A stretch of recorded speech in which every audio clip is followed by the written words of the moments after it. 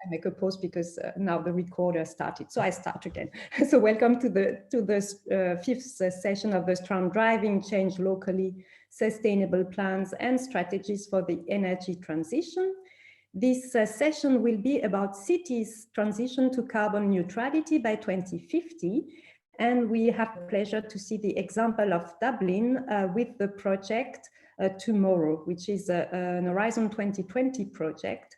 And voila, my name is Cécile Kerevel. I'm a project advisor in the executive agency of the Commission, of the European Commission, dealing with climate, infrastructure and the environment, CINEA. This is the new executive agency supporting the Green Deal and notably the LIFE program. So if you're interested to hear about the LIFE program and the sub-program Clean Energy Transition, which is part of this program and which will support the kind of projects that we used to support under the energy efficiency call of Horizon 2020, you're welcome to the this afternoon virtual fair. And there is also an info session. If you have questions, you can go there. This is this afternoon at 2:30.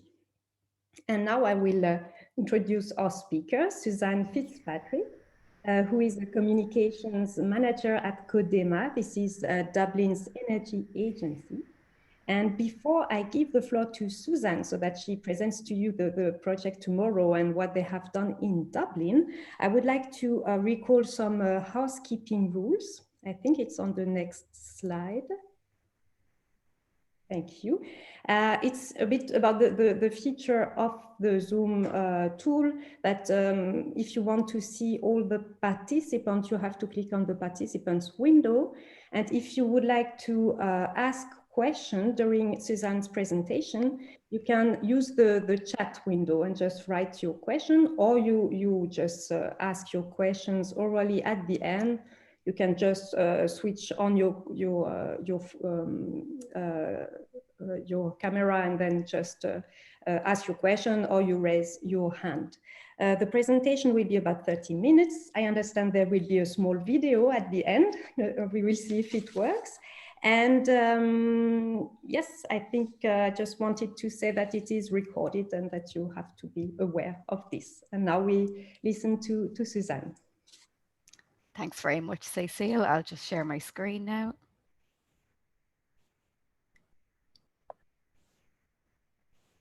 And hopefully everybody can see that. You can all see that okay? Yeah, that's good. So good morning, everyone. Thanks everyone for your time today. And in particular, thanks to the Commission and to the Covenant of Mayors Office for this lovely opportunity to talk to you all today about the Tomorrow Project and how it is helping us to develop the Dublin Energy Transition Roadmap. Just before I jump right in and I tell you all about the Tomorrow Project itself and what we're trying to achieve with the roadmap, I'll just give you firstly a sense of what KEMA is and what we do. So KEMA, we're the energy agency for Dublin. We were set up well over 20 years ago now, back in 1997. So we act as the dedicated energy agency for the 4 municipalities in Dublin. And we also work with a range of other stakeholders across the region with the ultimate aim of transitioning Dublin to a healthy, sustainable and carbon neutral city. And just very quickly to give you a sense of the areas that we work in. So we cover everything from the very technical side, like energy monitoring and management of municipal buildings, energy performance contracting, energy planning, such as the development of the Dublin Region Energy Master Plan for the entire county, developing the first district heating projects for the region. And we also lead or are partners in a number of national and European projects, such as the Tomorrow Project, for example, and of Dublin City there, which is being pictured there on the screen. And we also have Dunleary, Rathdown and Fingal, which take up a lot of the coastline of Dublin. And then finally, we have the South Dublin region as well. So we have a population of about 1.3 million people and just over 516,000 households. And before the pandemic, we would have had one of the fastest growing economies in Europe, with obviously a large growing demand for energy use and energy consumption, which comes with that. So we've a lot of building construction going on in the area. And we've also a large number of data centres in the region as well, which contributes to that energy demand. And just in terms of the why of the Dublin Energy Transition Roadmap, or the rationale behind why we need a roadmap like this in the first place. And this is something that myself and our team have put a lot of thought into when we were first setting out on this process. And really the collective answer that we came up with is essentially nobody can do this on their own. No single individual or sector is going to be able to transform Dublin into this healthy, sustainable, wonderful city, or has all the answers on how to do this. So the municipalities can't do it on their own. We in KEMA, as the energy agency, can't do it all on our own. But the idea that by motivating all of those key sectors like local communities, businesses, transport groups, and so on, to work together towards the same goal and to really take ownership of the energy transition, we believe that that's our best chance of achieving a carbon neutral Dublin and being able to meet our 2030 and 2050 targets. And just to give you a sense there of the scale of the challenge that we're facing in terms of reducing Dublin's carbon emissions. So we would need to save or sink the CO2 equivalent of taking over 50,000 cars off Dublin's roads every year for the next 30 years in order to make Dublin carbon neutral. So the challenge that we're facing is immense. And again, it just reinforces the idea or the need for all sectors to be working together on this. And you can see here from this chart that it's no surprise, really. It's the transport, residential and commercial sectors that account for the majority of greenhouse gas emissions within the Dublin region. So again, we need to be actively working with and bringing these sectors together to be able to agree and decide on the best pathways for a carbon neutral Dublin. And in terms of the 4 municipalities in Dublin, KEMA has worked with them to develop their own climate change action plans, which were launched back in 2019. And they're very ambitious plans. They each have over 100 actions that they wish to carry out between now and 2024. But the issue really is that the local authorities in Dublin only account for about 3% of the total emissions in the Dublin region. So we now need a plan, or we need to be focusing on how we can tackle the remaining 97% of emissions in the region. And this is really where the Dublin Energy Transition Roadmap comes in, and this is where the benefit of the roadmap comes in, as it will really help ourselves and the local authorities to engage and involve other key stakeholders to work together as a collaborative transition community to develop the Dublin roadmap and to commit to action in making the region carbon neutral by 2050. So the process itself involves us setting up a transition team who will coordinate the roadmap, the development of the evidence base to inform stakeholders and citizens on what the right pathways are to take. So in the case of KEMA, this will be the Dublin Region Energy Master Plan that our energy planning team is currently working on. And this will provide a solid evidence base for the best pathways to take towards 2030 and 2050. It will also involve engagement and coordination of key stakeholders across the region to come together and collaboratively develop the roadmap and have cross-sector commitment to implementing those all-important actions within the roadmap itself. So the overview of our approach in developing the roadmap is very much to combine that technical evidence base. So that would be the results of the master plan that I've just mentioned, with real and meaningful engagement with a range of stakeholders to develop a realistic roadmap, which will be developed and implemented with collaboration and buy-in from all sectors. So where are we now in this process, and where do we need to get to? So we see this transition and the development of the roadmap being based around 4 key pillars. So the first one being community. So we want the transition roadmap to be more than just a plan that sits on a shelf and gathers dust. It needs to be a means to gather or even galvanize a transition community of motivated stakeholders.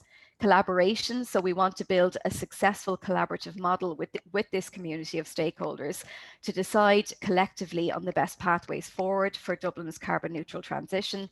Commitment, so we want to put in place a clear plan for a successful transition roadmap with stakeholders from those key sectors like academia, the energy sector, all committing to action. And then, of course, communication. So we want to be able to build a successful and roll out a successful public engagement campaign to ensure that citizens who live and work in the city and are the heart of the city really feel empowered in the transition.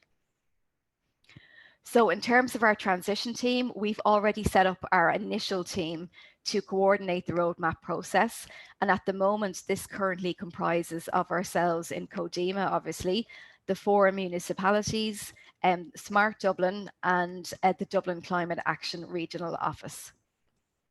But we know that the local authorities themselves, as I've mentioned, they only account for 3% of total emissions in Dublin.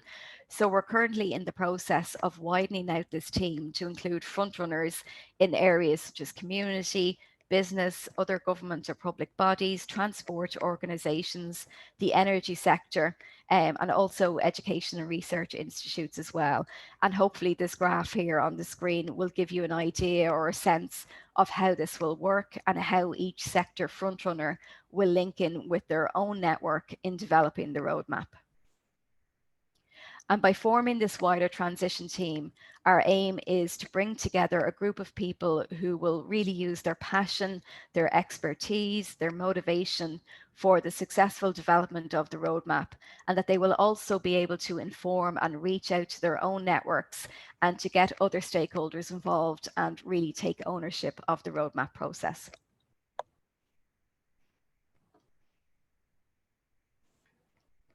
And by getting involved in the transition team, we will help stakeholders to increase their knowledge of the energy sector in Dublin and also allow them to share their expertise as well.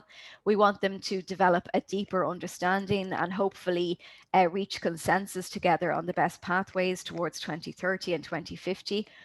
We really want these team members to feel empowered and to be able to take ownership of their actions within the roadmap and to be able to act essentially as ambassadors for the roadmap and to motivate other stakeholders in their networks to get involved.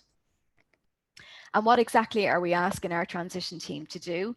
So between now and next year, we will organise a number of creatively facilitated workshops, and these are going to explore a number of key areas that we need to look at in order to develop the roadmap. So such as developing a shared purpose for the roadmap and agreeing on problem framing, visioning and idea generation, and of course, identifying those actions for the roadmap itself, and also being able to look at how those actions will be implemented and monitored once the roadmap is developed.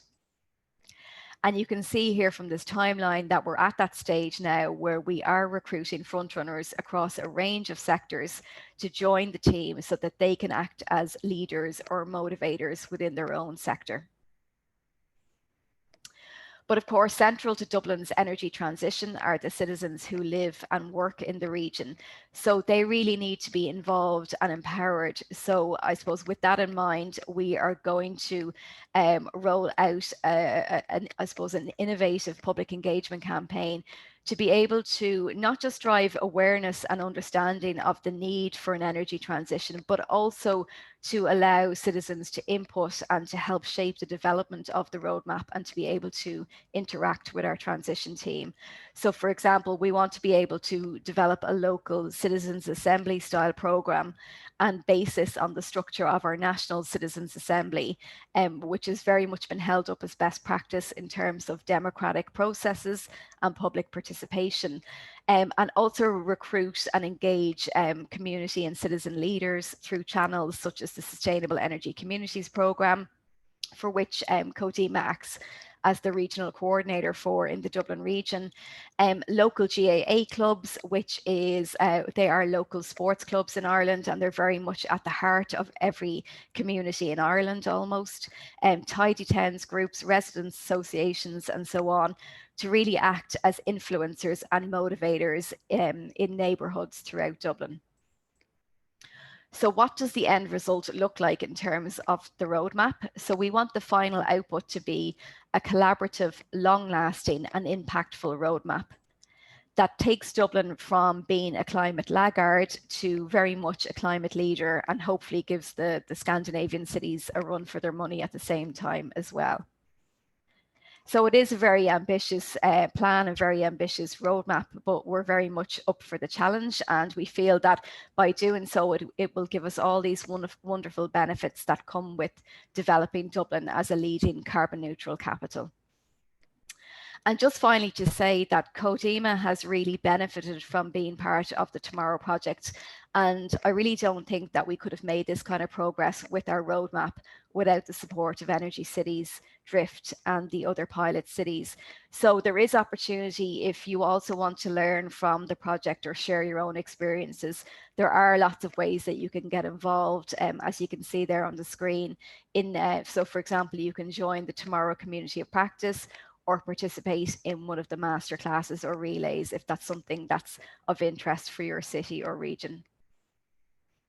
So thank you all for your time. My contact details are there on the screen. If anyone wants to get in touch, I'll be happy to follow up with you.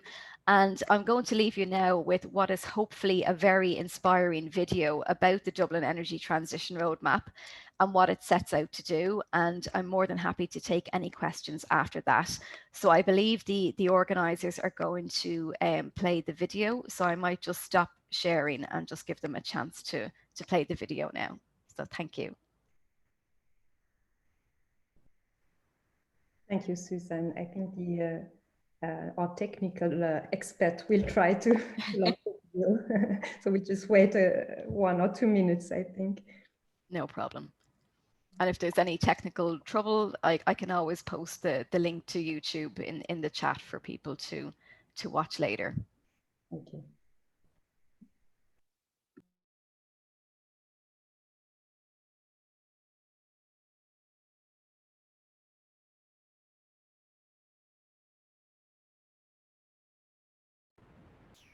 I'm not sure the sound is working, I don't think. No? No, indeed, there is no sound. There is no sound? No. We see the video, but there is no sound. Okay, let me just do it again. Sorry.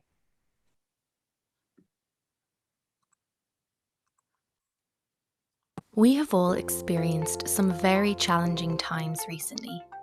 And what we have learned over the past year is that we are much better when we work together.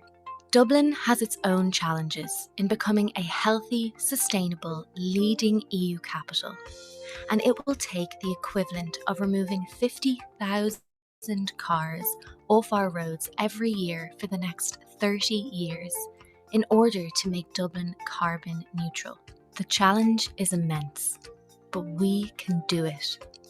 We just need to work together on a shared vision and collectively decide the best pathways forward for Dublin's energy transition. The Dublin Energy Transition Roadmap sets out to do just that. By bringing citizens, businesses, transport groups, public bodies, and industry experts together to work towards the same goal and commit to actions that will have a real impact in making Dublin carbon neutral.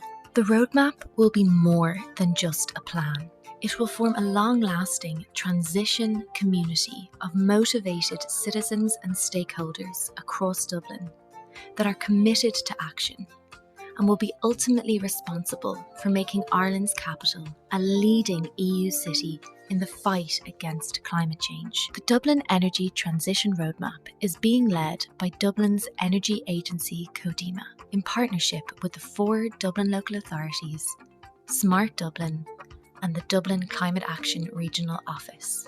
Are you a business with ambitious climate targets? Are you part of a community group or organisation determined to lead the way?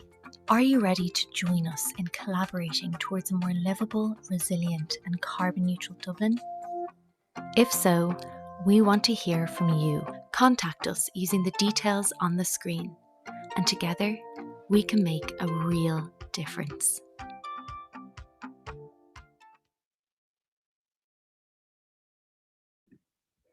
Thank you. It was a very nice video. I think once the restrictions are over, a lot of people will come and visit Dublin after this. And thank you for your very lovely presentation. And it was very insightful to see concretely how the Tomorrow project translates into real steps for your roadmap in Dublin. So now it's time for questions and answers. I haven't received questions from the chat, but if you wish to ask questions, please do so. You just raise your hand or you just switch off your mic and you ask. And maybe while the audience is thinking about questions, I can start with one that I have for you, Susan. How are you forming your transition team? How are you selecting the front runners that will be part of them? Yeah, so I suppose this is something that the Tomorrow Project really helped us to do. And again, as I was saying in the presentation, we knew that we have to involve a range of sectors. So sectors that would represent the residential, transport, business sectors, the energy sector, like really, as I said in the presentation, there's no one key sector that we can tackle that has this solution or will be able to transform Dublin into a carbon neutral city on their own. But really what we need to be doing is bringing those key sectors together. So from the outset, we had an idea of the type of sectors that we needed to involve. And then I suppose through workshops with the local authorities and with the KEMA team, we were able to, and we got them to nominate who they felt were front runners from, across a range of sectors, from the industry sector, from business, from communities, from research and academia. And I suppose we kind of had a selection criteria or a ranking as to how effective those front runners would be. And we got a lot of nominations. We got over 30 nominations and we actually had to shortlist them down. So we now kind of have a good mix of what we feel are very kind of motivated, very influential and well networked front runners who, we didn't want them to be joining the transition team in their capacity as representing an organization. Really what we were looking for was the qualities of the individual. So we wanted them to be intrinsically motivated to work and to have a real impact in terms of the energy transition. So I suppose we used a real litmus test of if a person was to leave their organization and join another organization the next day, would they just be as committed, as driven, as motivated to work towards the energy transition as they would have been the previous day. So we're really kind of focusing on the qualities of the individual and that hoping that they will be able to reach out to their different networks and organizations and to be able to work with them to develop actions for the roadmap. So I suppose by getting the municipalities and ourselves and KEMA to nominate these front runners for the team and then analysing these nominations and being able to shortlist them down. And we're now in the process where we're carrying out one-to-one interviews with these front runners. And many of them, I'm happy to say, are very happy to join the team, which is great. So we're hoping to have our expanded team formed, hopefully towards the end of this month, and to have the workshop held towards the end of July as well. So what we're trying to do is get a mixture of motivated individuals with a range of different skills, different expertise, from the very academic to the very community-based side, so that kind of everyone brings something to the table and everybody has a clear role to play in the team. Okay, thank you. In the meantime, 2 questions have appeared on the chat, so I will tell you the 2 questions, and then you can decide which one you tackle first. So we have a question from Patrick. How do you deal with small businesses? Really the small, the pop stores, commercial districts, business parks, etc. Do you have a dedicated engagement process for them? And then the second question is from Natalie. The project seems to focus on frontrunners.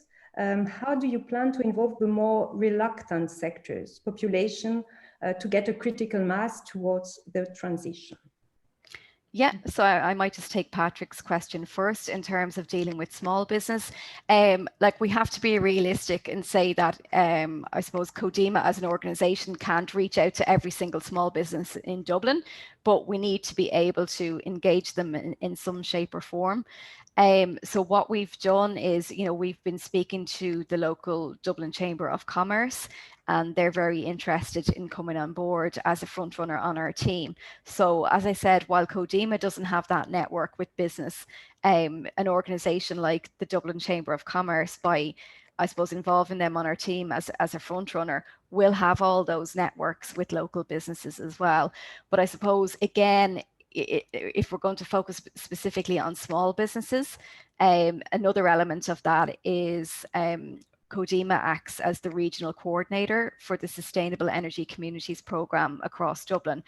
And that doesn't just, I suppose, it's not communities necessarily in the traditional sense, but it also includes small businesses within those communities as well. So I think there's opportunity to engage with small businesses in that capacity as well. And I suppose really, as I mentioned in the presentation, by trying to engage local groups like GAA clubs, sports clubs, and local tidy towns, a lot of those have connections to small business as well. Hopefully, I suppose, using those 3 different approaches, we will be able to ensure that small businesses are engaged and involved in the roadmap. And then in terms of Natalie's question about just focusing on front runners, and again, I suppose just in terms of involving more reluctant sectors or citizens and how we get them involved, I suppose there's really 2 approaches to that. The first approach is probably reluctant organisations as such, and how do we do that? And I suppose that's where the front runners come in, because obviously KEMA, for example, we don't know all the transport organisations that we need to talk to, but our transport front runner would know that. Again, we don't know in terms of business, for example, we wouldn't know who we would need to speak to. But by getting those key front runners involved who have the network, have the capacity, have the motivation, and have the contacts, and know the industries that they're working in, I suppose they will be able to kind of I suppose lead by example and show through other organisations that they're involved in the roadmap, and being able to highlight their actions, that hopefully nobody wants to be left behind, or nobody wants to be the very last person to sign up. So hopefully that's one way of getting the more reluctant organisations involved. In terms of reluctant citizens, this is something that we feel really strongly about, is that we don't want to be engaging the usual suspects all the time. It has to be the unusual suspects. So we do have a citizen engagement initiative planned as part of the roadmap process. And really what we want to do is to go out into the heart of local communities and work with local communities who don't normally get the opportunity, or feel like, why should I bother, getting involved in this, or why should I bother talking about the energy transition? It means nothing to me, because energy it's such a hard topic to be able to communicate. It's not tangible. Most citizens don't take notice of their energy use until the energy bill comes in. So really what we want to do is to ensure that we have a representative sample of citizens who don't just make up the typical usual suspects who tend to respond to public consultations around green issues all the time. Really what we want to do is to make sure that people who aren't normally engaged or involved in the process will be able to have their say, and that their voice can be heard, and that will be shaped and reflected in developing the roadmap. Okay. Thank you. In the meantime, 2 questions have come. One is about the specific measures that you take to make the stakeholders interested in cooperating. So the participant says that the hardest part is making the various actors interested in cooperation. So that is one question. Yeah. And we have another question from Lena, who is asking how the project, is the project only financed with European funds? Or are other actors involved in the financing of the process? Okay, yeah, so just in terms of the first question, in terms of, what the benefits are of participating, how you get, local stakeholders interested in cooperating. I suppose the good thing, first of all, is that you know, everyone seems to be on the same page now in terms of, you know, we need to meet our 2030 and our 2050 targets. There's a lot of very good initiatives on the ground happening in Dublin, but the problem is that there's a lot of, everybody's working in their own silo. So there's great climate initiatives happening in business. There's great climate initiatives happening, you know, within communities or the energy sector. But what we're trying to do is quite unique, and it's for the first time. So we're trying to bring all of those sectors together because we're all trying to get to the same place, and hopefully be able to form a shared vision and be able to kind of collectively agree on the best actions to take towards 2030 and 2050. And really, there's that, I suppose it can be, if you're trying to do that on your own or within your own individual sector, it can be, the challenge is, as I said, the challenge is immense, and it can be very daunting and intimidating to do that on your own. So really what we see, the benefit or the hook, is to be able to do this with a network of colleagues, or to be able to kind of form this transition community who you can share your expertise with. They can share their expertise with you and their knowledge. You can learn from them along the way. It's an opportunity for other sectors to work with each other. Like, we know from speaking to business that businesses are really keen to start helping communities. They just don't know how. And the reason that they don't know how is because they haven't been speaking to each other. So this is really an opportunity to bring everyone together to hopefully complement the work that they're doing already. And I suppose not make things easier, but just to make sure that everyone is on the same page and working together rather than in their individual silos. So I hope that answers the question. And I suppose in terms of the financing, yes, like the roadmap itself is only financed with European funds from the Horizon 2020 project. So like, we're not asking any other organizations to finance this or to sponsor it or anything like that. Like, we do need like, I suppose thinking long term, in terms of 5 years, 10 years, of course we will need some sort of continuous funding for this. Like, for at the moment, for example, we're looking for national or even EU funding to roll out the citizen engagement piece of the roadmap. So again, you know, we'll always be, at the moment, it's just funded through the Tomorrow project, but just long term, in terms of the roadmap, we will need to keep an eye out for additional funds in terms of keeping the transition team going, being able to monitor and evaluate the actions in the roadmap, and just to make sure that citizens are continuously engaged, because it would be great to say that you can do that on a zero budget, but obviously funds need to be to be provided for that. Thank you. We still have 2 minutes left, so we could take one question if you have one. If no.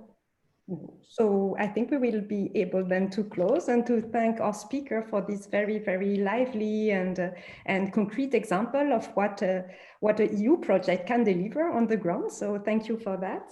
The next session of this round will be at 10 o'clock, and it will be about the project Decab City Pipes, which is about transition roadmaps to energy efficiency, zero carbon urban heating and cooling. So you will be able to enter the room at 10 o'clock sharp, and you have to use the link of the conference website dashboard. We encourage you also to network in the networking platform of the dashboard. Yes, I want to remind you that the recording will be available also soon on the conference website. Voila, thank you again, Suzanne, for this very lovely presentation and for your time. Have a nice day. Thanks, Cecile. Thanks all. Bye now.